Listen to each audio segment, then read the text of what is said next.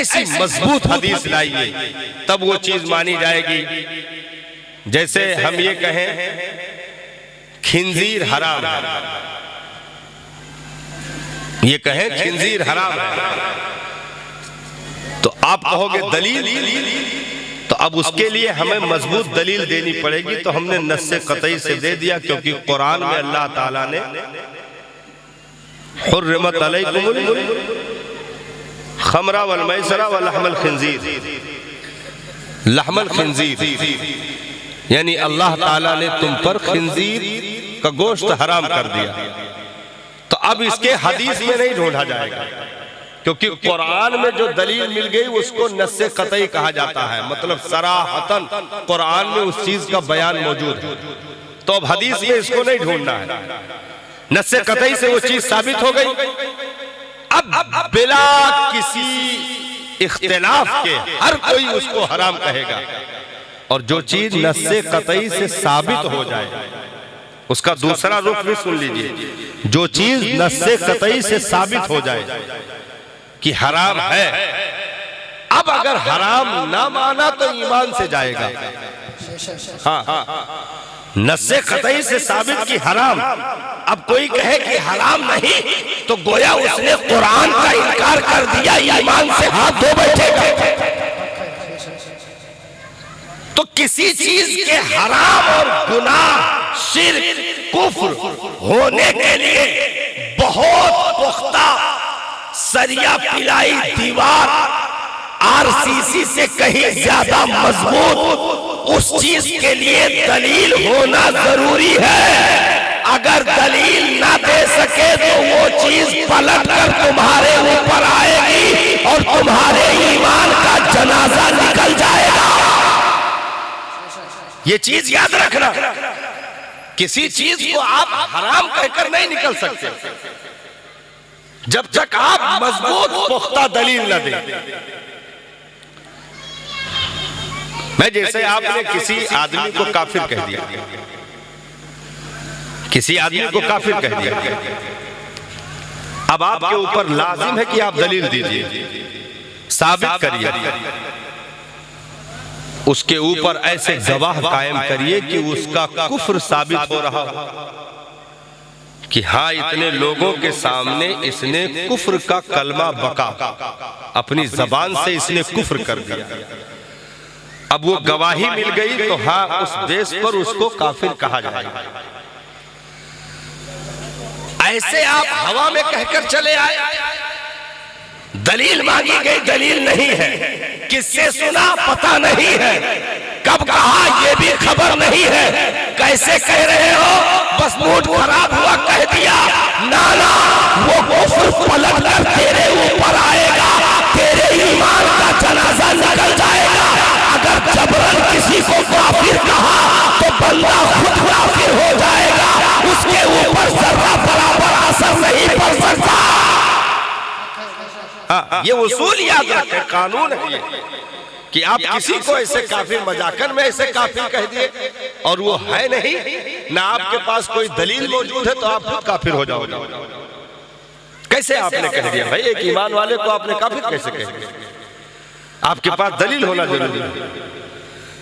अब ऐसे किसी अमल को आपने हराम कहा, नाजायज कहा, गुनाह कहा, तो उसके लिए आपके पास मजबूत दलील का होना जरूरी है। अब मिलाद को कोई माज़अल्लाह कहे कि शिर्क है, बिदअत है, हराम है, नाजायज है, तो नस्से कतई तो छोड़ो, अहादीस की किताब से या और दीगर रिवायतों से कहीं से भी मजबूत दलील तो छोड़ो, कमजोर दलील भी कोई माई का लाल इस मिलाद के होने पर कि ये नाजायज है, हराम है, शिर्क है, इस अकीदे पर मजबूत तो छोड़ो, कमजोर दलील भी कोई माई का लाल पेश नहीं कर सकता। और नहीं कर सका तो हश्र क्या होगा, अभी हमने बताया। हाँ, साबित न कर पाए तो हश्र क्या होगा, हमने बताया कि वो कुफ्र पलट के उसके ऊपर पहुंच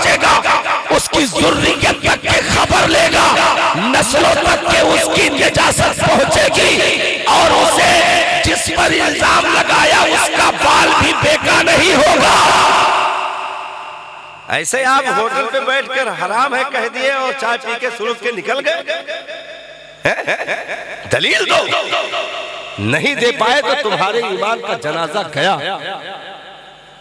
भाई ऐसे आप किसी हर चीज को हराम नहीं कह सकते मनमानी। मैं तुम्हारे बाप का राज चल रहा है, जिसको चाहो हराम कह दो, जिसको चाहो हलाल कह दो, दलील देना पड़ेगा। अब आइए दूसरे रुख पे, फजाइल पर, हलाल होने पर, मुबाह होने पर, जायज होने पर, फजाइल पर जब आएंगे तो फजाइल में किसी मजबूत दलील की हाजत नहीं रहती। दलील है तो ठीक है, नहीं तो कमजोर से कमजोर दलील भी फजीलत में कबूल की जाती है। कमजोर से कमजोर रिवायत भी फजीलत में कबूल की जाती है। उसमें ज्यादा दलील ढूंढने की जरूरत नहीं है। जैसे आपने कहा कि नबी पर हम सलाम पढ़ रहे थे, तबीयत कह रही थी, पढ़ते गए, किसी ने कहा जायज काम किया तो उस पर बहुत ज्यादा खंगालने की जरूरत नहीं है, क्योंकि दुरूद और सलाम न दीन को नुकसान पहुंचाता है, न कुरान को नुकसान पहुंचाता है, न नबी की सीरत को नुकसान पहुंचाता है। ये फायदा ही फायदा है। लेकिन हराम कहोगे तो कुरान के उसूल पर अटैक कर देगा, हदीस के उसूल पर अटैक कर देगा, दीन का सारा सीरा बिखर कर रह जाएगा। इसलिए हलाल और हलाल पर दलीलें दी जाती है, जायज पर दलील नहीं दी जाती। तो आप बताइए, चला मीलाद मनाने वाले मीलाद को जायज, मुस्तहब, मुस्तहसन, सुन्नत, मुबाह सब समझते हैं, तो जो हराम और हलाल कहे दलील उस पर जरूरी है, दलील हम पर जरूरी नहीं। जायज के लिए दलील नहीं दी जाएगी, नाजायज की दलील दी जाती है। हमेशा दलाइल नाजायज के मांगे जाते हैं। तो हम अल्हम्दुलिल्लाह जिस चीज को कर रहे हैं उसको मैं दलील दे करके साबित करना, तो अल्हम्दुलिल्लाह ये तो कुरान से भी साबित कर सकते हैं, साबित है। मीलाद कुरान से भी साबित है, मीलाद कुरान से साबित है। अब तुम कहो 12 रबीउल अव्वल कुरान में कहां लिखा है? तब सुरमा के बजाय आंख में कंकर पत्थर पीस के डाले पड़ी, तब दिखाई खड़ी। भाई हर चीज का फैलाए पारे में भी पुरियाए ना पाए, नहीं हो सकता भाई। और हमने बताया कि कुरान में उन चीजों की निशानदेही की गई है जो चीजें खतरनाक हैं, क्योंकि हमेशा लिस्ट नाजायज की बनती है, जायज की नहीं बनती, जायज की नहीं बनती। अब नाजायज में जैसे हराम में ये कह दिया गया, भाई शराब ना पीना, कह दिया गया शराब ना पीना, नशे आवर चीज से दूर रहना, तो इतना कह दिया बस ठीक है। अब हर नशे आवर चीज से दूर रहना जरूरी है। अब जायज की अगर लिस्ट बनाई जाए और कुरान में लिखा जाए दूध पीना भी जायज है, शरबत पीना भी जायज है, पानी पीना भी जायज है, कोल्ड ड्रिंक पीना भी जायज है, कोको कोला पीना भी जायज है, पेप्सी पीना भी जायज है, थम्स अप पीना भी जायज है, नारियल पानी पीना भी जायज है, अनार का जूस पीना भी जायज है, अनानास, पपैया, मौसमी का जूस पीना भी जायज है। अब जायज की फहरिस्त बनी तो यह है खाली लैली 10 पारा। हाँ, चावल खाना जायज है, बोटी खाना जायज है, बिरयानी खाना जायज है, फिरनी खाना जायज है, टिक्की कबाब खाना जायज है, बोटी कबाब खाना जायज है, टुंडे कबाब वाले के यहाँ जाकर खाना जायज है, और बिरयानी अमीनाबाद की जो मशहूर है उसको खाना जायज है। ये जायज की लिस्ट अगर बनेगी तो कुरान फिर 30 लाख पारों से भी आगे रखना पड़ेगा। सिर्फ ये कह दिया नशा आवर चीज हराम है, उससे बचना, बाकी जो मुफीद हो उसे पियो, तुम्हारे लिए जायज है। तो अब जो जो चीजें मुफीद होगी वो पी जाएगी, अब उसमें हराम नहीं हो सकता, क्योंकि लिस्ट हराम की बनी है, हलाल की नहीं, हलाल की नहीं। तो अब ये कह दिया गया खबरदार गैरे खुदा को सजदा न करना, गैरे खुदा के लिए ताज़ीमी सजदा हराम है, खबरदार इसके लिए ये बात न करना, उसके लिए ये न करना। ये तमाम फहरिस्त बना दी गई। रहा मामला जायज का, तो एक उसूल दे दिया गया कि वो काम करना जो न दीन से टकराए, न कुरान से टकराए, न शरीयत से टकराए, न नबी के सुन्नत से टकराए, न सहाबा के तरीके से टकराए।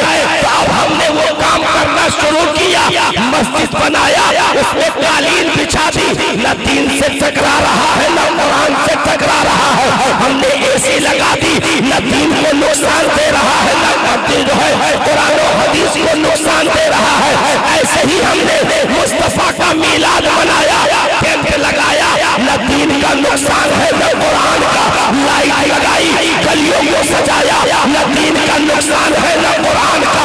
हमने बड़े झाड़ फंदों लगाई, न दीन का नुकसान है, न कुरान और सुन्नत का। हमने उसमें माइक का सिस्टम किया, हमने शिरनी का एहतमाम किया, न उसमें कुरान का नुकसान है, न हदीस का नुकसान है, न दीन इस्लाम का नुकसान है। तो ये सारे काम हम करते गए। इन सारी चीजों का मकसद क्या था? अपने नबी को राजी करना। वो काम हम करते गए जिससे मेरे मुस्तफा खुश होते हैं, उन कामों से हम बचते गए जिससे अल्लाह और रसूल नाराज होते हैं। इसलिए कभी भी कोई दलील अगर मांगे तो आप बिल्कुल डरिए नहीं। हाँ, पूरे मोहल्ले वालों से हम बताते हैं, आपसे कोई दलील मांगे, हाँ, तो बिल्कुल खौफ ना खाइए, क्योंकि दलील देना आपकी जिम्मेदारी ही नहीं है, आपकी जिम्मेदारी नहीं है। भाई क्यों कहाँ आए कह, ये तो हार सक गए लड़का हुआ है। तब कहा कि हाँ हुआ, तो काहे? तब कहा दलील दियो। तो दलील देवो कि जूता सही बताओ। मैं तो हार सक गए लड़का हुआ, आज 10 साल हो गए, 15 साल के लड़का हो गए, तू दलील मांगे आया है, ये के मतलब तू हमार लड़का समझते नहीं हो। तो पहले तो ये कह ले लियो कि तू हमरे नस्ल में शक की हो, नस्ल में शक किया तुमने, दलील तुम दो कि मेरा बेटा नहीं है, तुम साबित करो। मैं दलील क्यों दूं? मेरे घर पैदा हुआ, मेरी बीवी के बतन से पैदा हुआ, मेरे आंखों के सामने पला बढ़ा, मैं दलील दूं? दलील तू दे कि मेरा बेटा नहीं है। ऐसे ही कोई आकर अगर फुटपाथ से उठकर ये कहे अपने नबी पर दलील दो, तो ये दलील नहीं दी जाएगी, बल्कि उसको दलील किया जाएगा।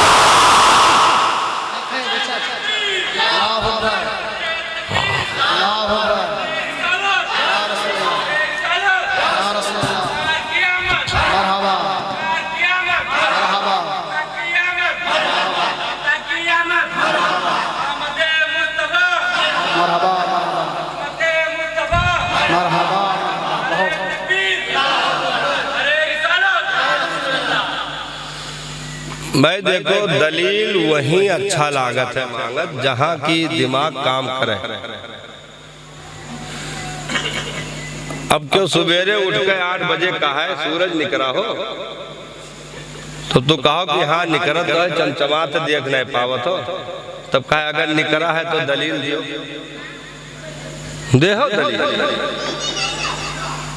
कि वही के दोनों सूरज कंफ्यूज कर दे ले दलील।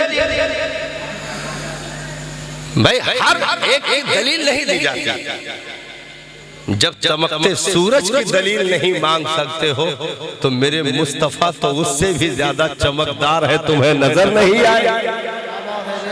तुम आज तक दलीलें ढूंढ रहे हो, अरे दलीलें 14 सदियां गुजरने के बाद मांगने वालों, नबी दुनिया में नहीं आए। 5000 साल पहले लोगों ने किताबों में देखकर पहचान लिया नबी आने वाले हैं।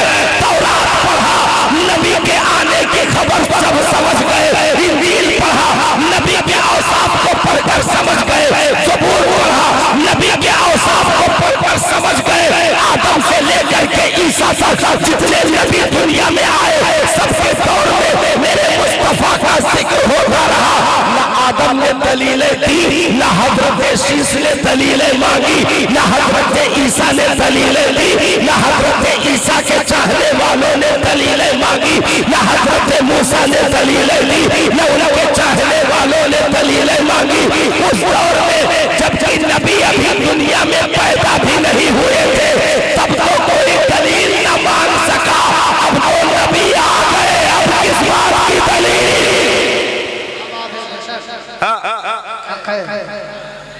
हजरत ईसा अलैहिस्सलाम ने अपने हवारियों के सामने नबी की तारीफ व तौसीफ की और इरशाद फरमाया, याति मिन बाद इस्मुहु अहमद, मेरे बाद जो जात आने वाली है, आसमानों पे अहमद नाम होगा, जमीन पर मोहम्मद नाम होगा सल्लल्लाहु अलैहि वसल्लम। आपके कलमा पढ़ने वालों ने सवाल कर दिया, कहा सरकार आप हमारे नबी हैं, हम तो आप ही को बड़ा समझ रहे हैं, क्या कोई ऐसा भी है मेरे आका कि आपसे भी बड़ा, जिसका नाम आप ले रहे हैं, जिसकी तारीफ आप कर रहे हैं, क्या आपसे भी बड़ा? हजरत ईसा ने इरशाद फरमाया, बड़ाई की बात करते हो, अरे उसके कदमों में पड़ी हुई जूती, उन जूतियों में लगे हुए फीते, अगर इब्ने मरियम को बांधना नसीब हो जाए तो मुकद्दर का सिकंदर समझो। उस महबूब की जूतियां सीधा करना अगर ईसा को नसीब हो जाए तो मुकद्दर का सिकंदर समझे। कलमा पढ़ने वालों ने नहीं कहा हजरत ईसा से दलीलें दीजिए, जबकि नबी अभी 650 साल के बाद आने वाले। हजरत ईसा के आसमान पर तशरीफ ले जाने के तकरीबन 650 साल के बाद नबी दुनिया में तशरीफ लाए। उससे पहले जिक्र हो रहा, 650 साल पहले जिक्र हो रहा, नबी अभी पैदा नहीं हुए आमिना खातून के घर, लेकिन कलमा पढ़ने वालों ने, हजरत ईसा के चाहने वालों ने दलीलें नहीं मांगी, नहीं दलीलें मांगी। क्यों? क्योंकि मेरा नबी अगर कह रहा है तो सच कह रहा है। हमने तो नबी के हर बात पर ईमान रखा है, हम उस पे दलीलें कैसे मांगेंगे? मेरे नबी का फरमाना बिल्कुल हक है, 100% दुरुस्त है। तो हजरत ईसा के चाहने वाले अगर उनकी बातें 100% दुरुस्त मानते हैं, तो नबी का कलमा पढ़ने वालों, क्या तुम्हें अपने नबी की बातों पर भरोसा नहीं? हाँ, इतनी गैरतें मर गई हैं, अपने नबी की जात पर भरोसा नहीं है। आज तक नबी के जिंदगी के ताल्लुक से सवालात किए जाए कि मादअल्लाह नबी जिंदा है कि मर गए, मादअल्लाह है, आज तक सवालात चल रहे हैं। अंगूठा चूमा जाए कि ना चूमा जाए, आज तक सवाल चल रहे हैं। बैठकर सुना जाए कि खड़े होकर सुना जाए, आज तक सवाल चल रहे हैं। हमने कहा ऐसे सवालात ना खड़े करो, ईमान के कमजोरी की दलीलें हैं। हाँ, ईमान के कमजोरी की दलीलें हैं। ऐसे सवालात कलमा पढ़ने का दावा करने वाले की जबान से अच्छा नहीं लगता। मुस्तफा जाने रहमत का अगर तुमने कलमा पढ़ा है तो बस भाई, मेरे आका सल्लल्लाहु अलैहि वसल्लम ने एक ऊंट का सौदा कर लिया, ऊंट का सौदा कर लिया। सुर्ख धारीदार ऊंट था, बड़ा खूबसूरत होता अरब का ऊंट। नबी ने सौदा कर लिया, पसंद आ गया। अब नबी खरीदने तो गए नहीं थे, रास्ता जा रहे थे कहीं काम से, रास्ते में वो दिख गया तो पसंद आ गया तो बात कर ली और कहा कि भाई क्या कीमत लोगे, कीमत बताया। नबी ने कहा कि ठीक है हम कीमत दे देंगे।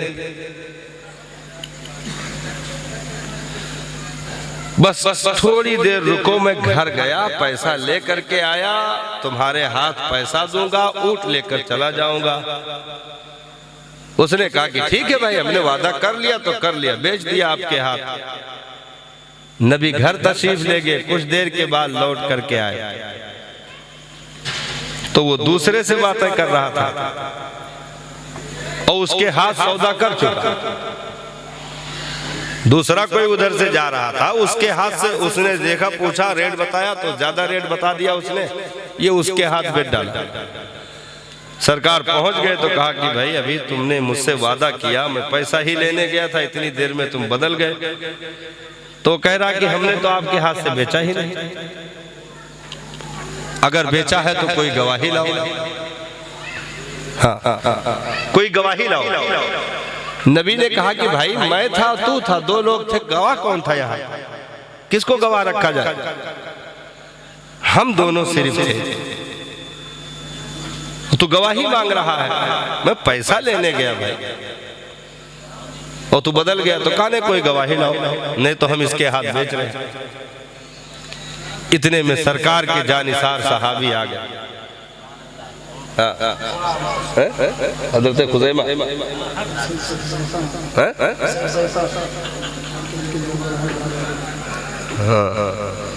बहरहाल नबी के जानिसार सहाबी आ गए।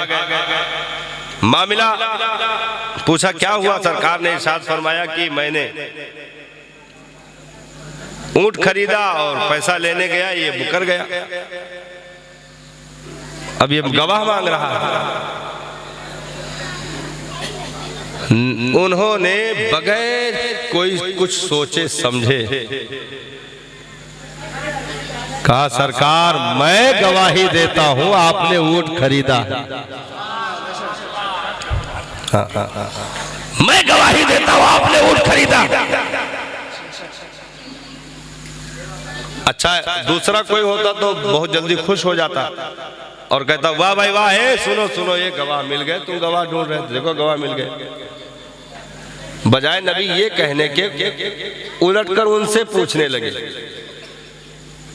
कहा कि भाई तुम कैसे गवाही दे रहे हो, तुम तो यहाँ थे नहीं। नबी ने खुद पूछ लिया, सहाबी से पूछा, सरकार ने खुद पूछ लिया, इरशाद फरमाया तुम तो थे नहीं, तुम क्यों गवाही दे रहे हो?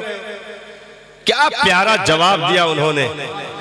हाँ, अर्ज की मेरे आका, आपने कहा जन्नत है, मैंने देखा नहीं मान लिया। आपने कहा पुलसिरात है, देखा नहीं मान लिया।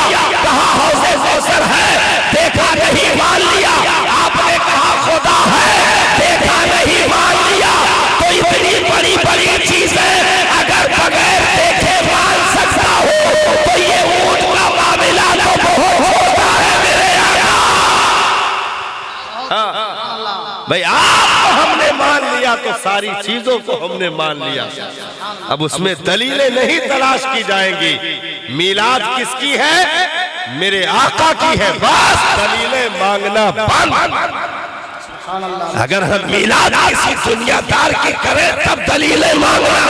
अगर अपने नबी की मीलाद कर रहे हैं तो जो दलील मांगे वो न कुरान का वफादार हो सकता है, न हदीस का वफादार हो सकता है, न मुस्तफा के सीरत का वफादार हो सकता है, क्योंकि दलील वहां मांगी जाती है जहां साथ को कमजोर समझा जाए। तूने दलील मांगा मतलब मेरे नबी को माशाअल्लाह कमजोर समझ लिया। ना, मेरे नबी की साथ को मानने के लिए, पहचानने के लिए, उन पर दुरूद पढ़ने के लिए, उन पर सलाम पढ़ने के लिए किसी दलील की जरूरत नहीं है। किसी भी दलील की जरूरत नहीं है। हाँ, दलील वो दे कि कुरान में कहां मना किया गया कि मीलाद ना मनाओ, साबित करे कोई माई का लाल। हदीस में किस जगह मना किया गया कि मिलाद न मनाना? कोई माई का लाल पूरी दुनिया की किताबें छान सकता है, लेकिन मना की रवायतें नहीं दिखा सकता कि नबी ने अपनी जबान से मना किया हो या सहाबा ने मना किया हो। क्योंकि नबी अगर कहें तो हदीस, कोई काम कर रहा हो चुप हो जाए तो हदीस, तो काम कर दे तो हदीस, बोल दे तो हदीस, कोई कर रहा हो खामोश हो जाए तो हदीस। तो नबी ने तो खुद अपना मीलाद किया,